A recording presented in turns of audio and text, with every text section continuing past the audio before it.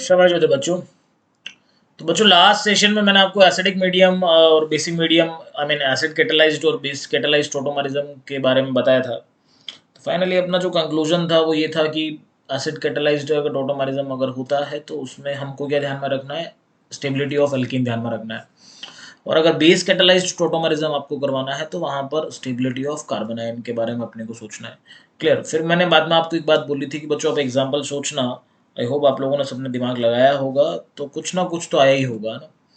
तो मैं यहाँ पर आपके सामने एक एग्जांपल लाया हूँ जहाँ पर आपको एसिड कैटेलाइज्ड और बेस कैटेलाइज्ड दोनों के बारे में पता चलेगा कि दोनों में जब आप इसका टोटोमर बनाते हो तो वो एग्जैक्टली सेम ही बनता है। तो जैसे कि मैं यहाँ पर अगर एसिड कैटेलाइज्ड के केस में मैं यहाँ पर अगर टोटोमरिज्म बनाता हूँ तो आप देख सकते हैं कि यहाँ पर ये कार्बोकेटाइन, एक पॉसिबिलिटी यहाँ पर ये है कि ये कार्बोकेटाइन बन जाए और ये NO2 जो है उस तरह से लगा हुआ रहे।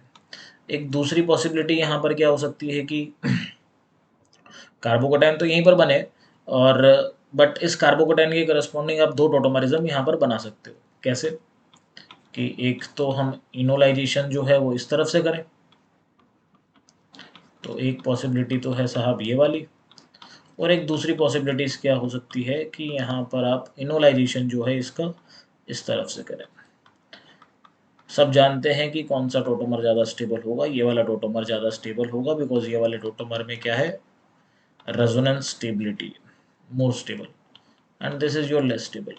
अब आपको क्लियर हो रहा होगा कि क्यों सेकंड केस में भी यहाँ पर सेम टोटोमर ज़्यादा स्टेबल होंगे। बिकॉज यहाँ पर जब आप कार्बनाइन बनाएंगे तो ये वाला कार्बनाइन बनाएंगे आप और ये वाला कार्बनाइन बनाएंगे, तो ये वाला कार्बनाइन क्या है, ज़्यादा स्टेबल है इंस्टेड ऑफ दिस वन। कि जब मैं ये वाला कार्बनाइन बनाऊँ तो ये वाला कार्बनाइन NO2 का माइनस हम यहाँ पर ऑपरेट नहीं हो पाएगा, इस कारण से ये रिलेटिवली लेस स्टेबल रहेगा। तो इस कार्बनाइन के करस्पॉन्डिंग हम अगर टोटोमर बनाते हैं तो ये वाला टोटोमर दरअसल कुछ इस तरह का होगा। सिमिलरली आप यहाँ पर भी देख सकते हैं कि अगर आपने इस कार्बनाइन के करस्पॉन्डिंग टोटोमर बनाया तो ये कुछ इस तरह का होगा और यहाँ पर NO2 ग्रुप जो है वो इस तरह से लगा रहेगा। ठीक।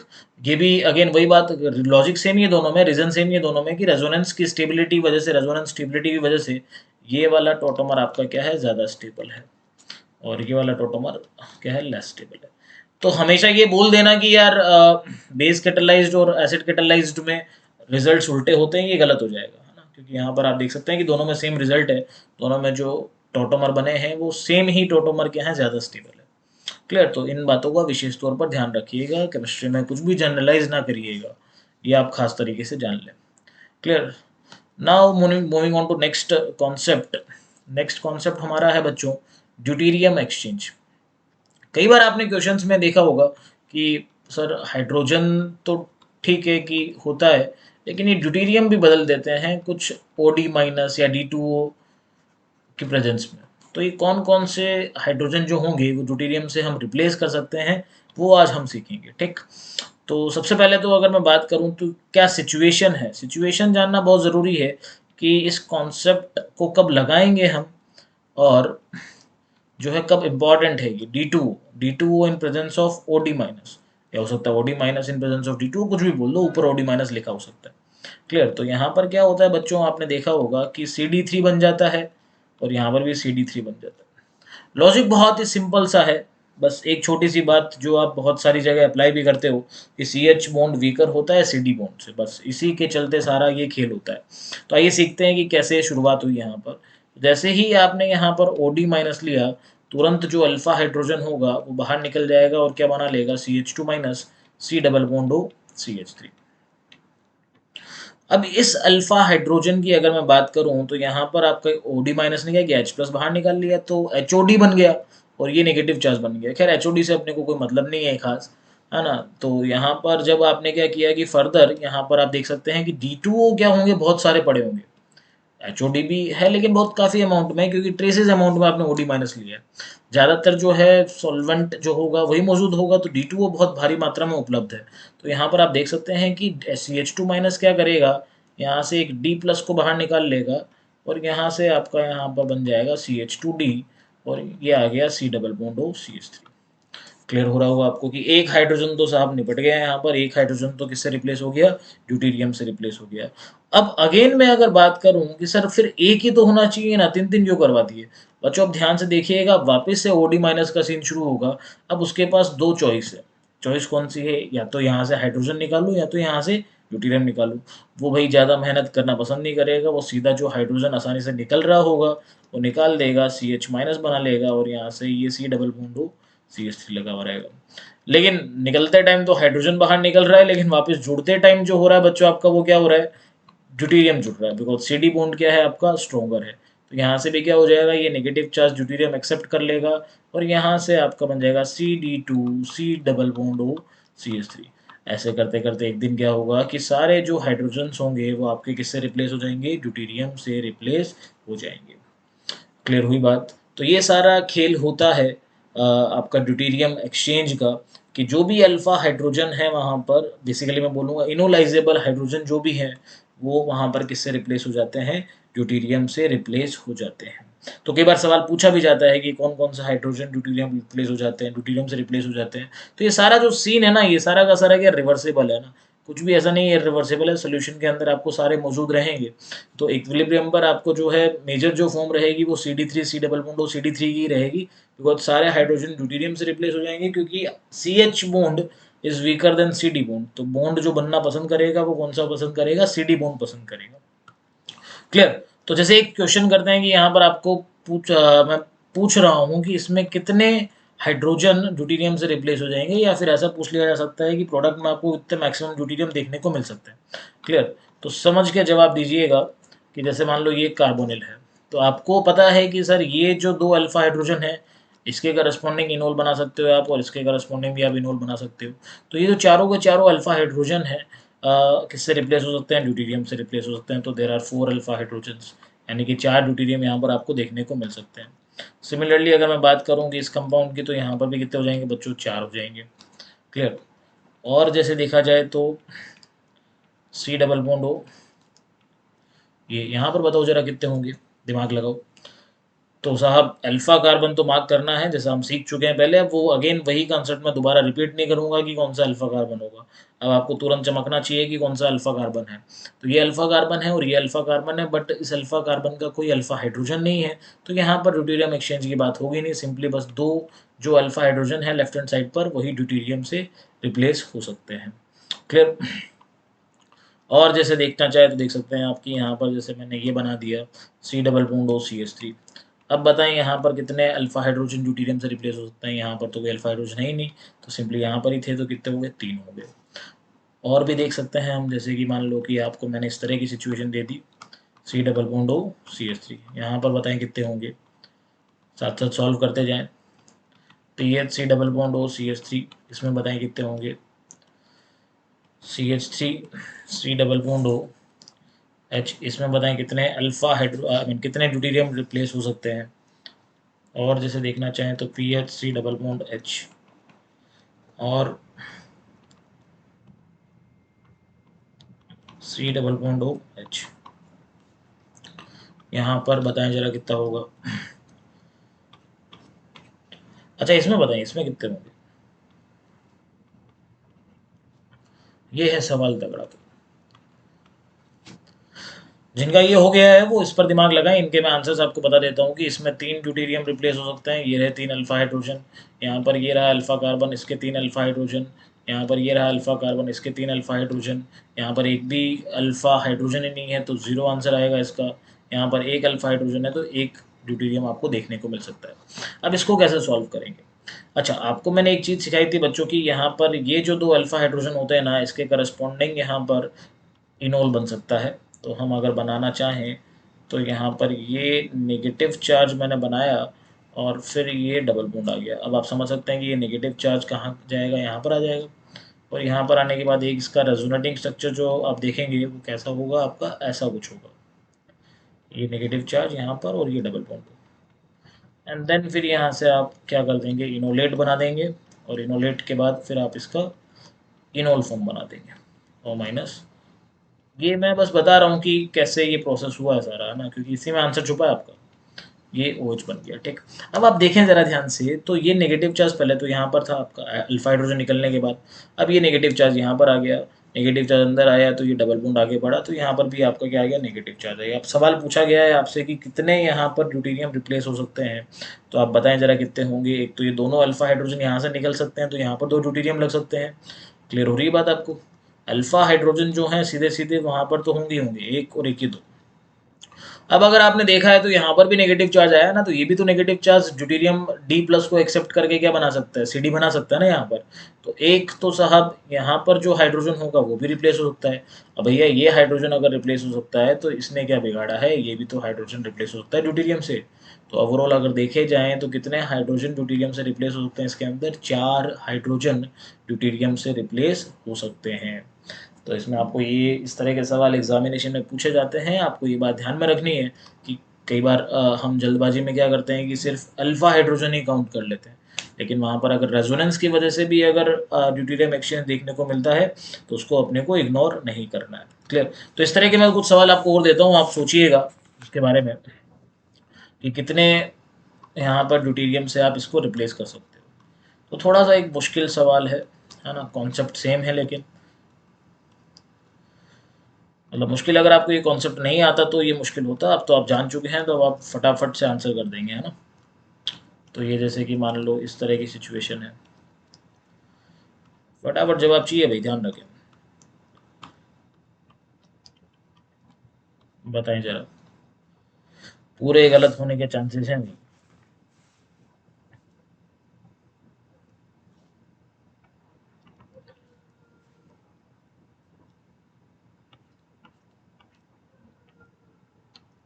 एक बार आपने अगर कॉन्सेप्ट सीख लिया तो फिर कुछ भी, कितने भी अजीबोगरीब से स्ट्रक्चर दे दें, आप तुरंत पकड़ पाएंगे कि कितने यहाँ पर अपने को रिप्लेस करने हैं। क्लियर?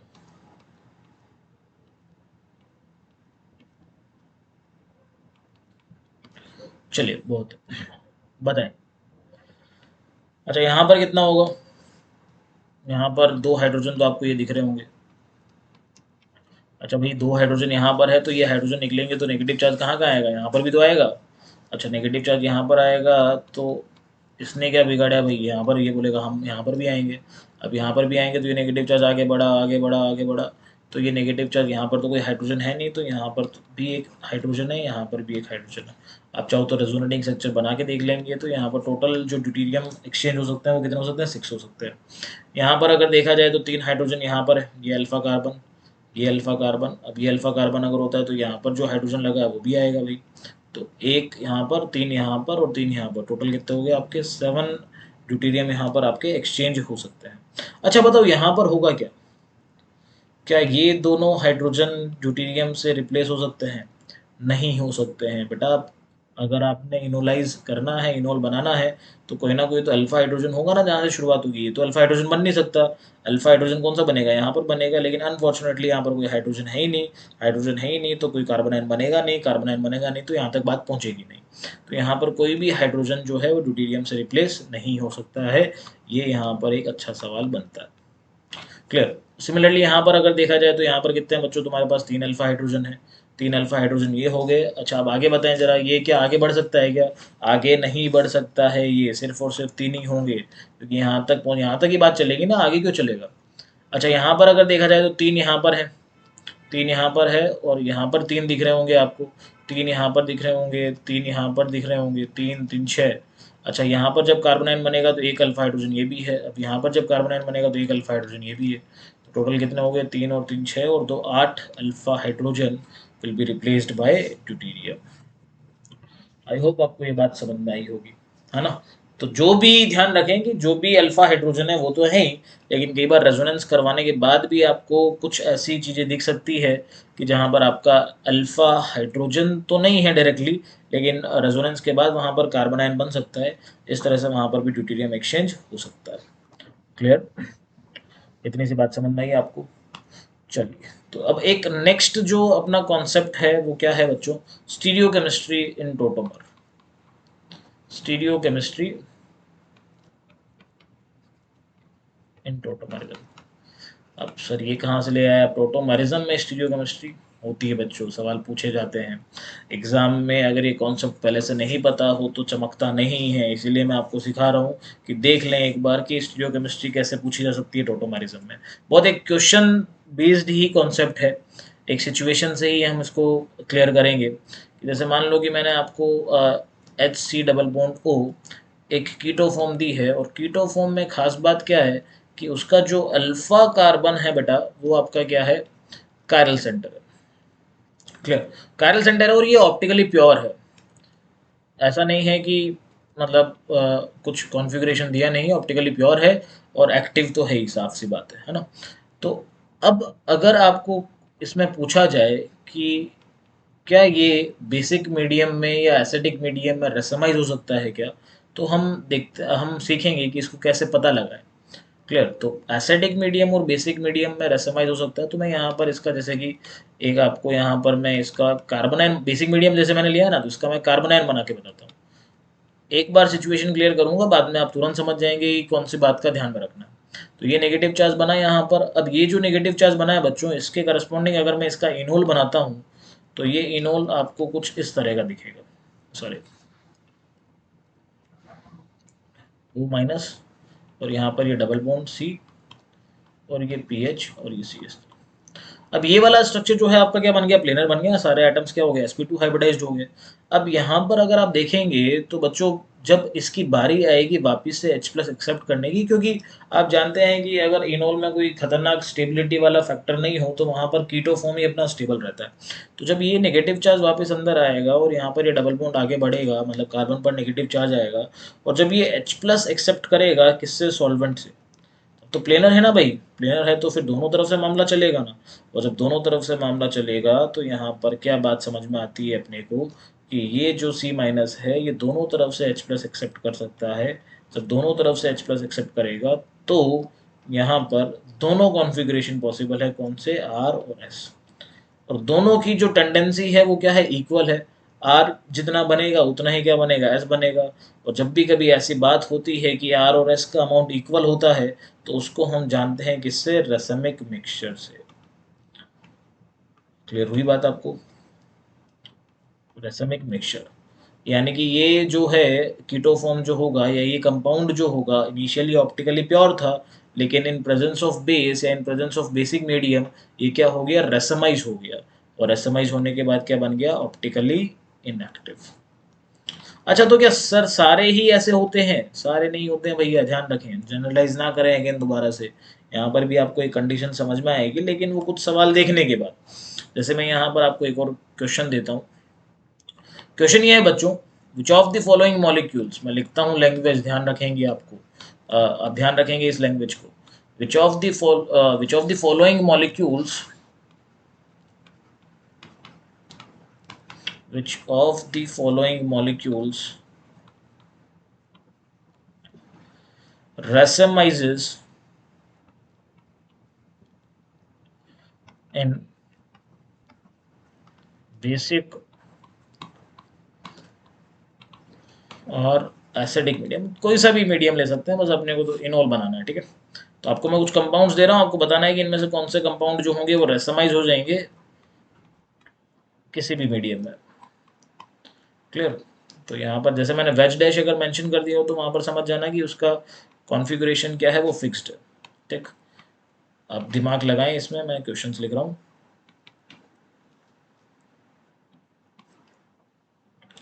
और अगर किसी को पूरे सवाल करने हो खुद से, तो वीडियो को पॉज करें और अटेम्प्ट करें।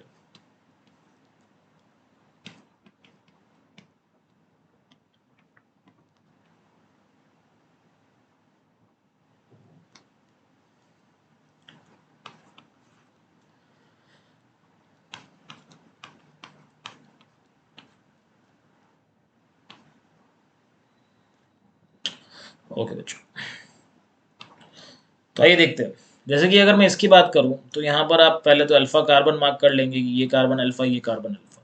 अब यार इस अल्फा कार्बन, जो लेफ्ट हैंड साइड वाला अल्फा कार्बन है, उसकी तो मुझे खास इतनी चिंता है नहीं, क्योंकि वो तो पहले भी ऑप्टिकली एक्टिविटी में कोई रोल प्ले कर नहीं रहा, क्योंकि कायरल सेंटर वो है नहीं।